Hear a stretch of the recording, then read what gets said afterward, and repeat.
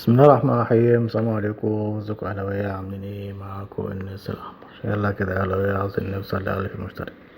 طبعا بعد اللي حصل في ماتش صن داونز الاهلي قرر هو يعمل شكر للكولر. فما اي حاجة حصلت طبعا كولر مدرب كويس، مدرب كبير، بس هو جه السنة دي مش عارف يحصل له ايه.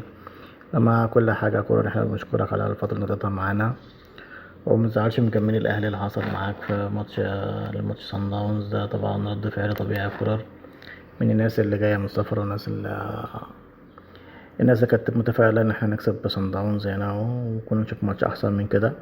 لكن شكرا لك يا كورة على كل اللي عملته معانا. ربنا إن شاء الله يكرمك في اللي جاي إن شاء الله، واحنا بقى ربنا يكرمنا في المدرب اللي الأهلي هيجيبه جديد. فحبينا بس كده نشكر كولر على الفترة اللي قضاها معانا. احنا جمهور الأهلي بنقدر المدربين، بس المدرب اللي بنحس إن هو بيهرج أو مش فارقة معاه لازم ومعاه وقفة يا كولر. فيلا يا أهلاوية عاوزين نوصل 1000 مشترك. السلام عليكم.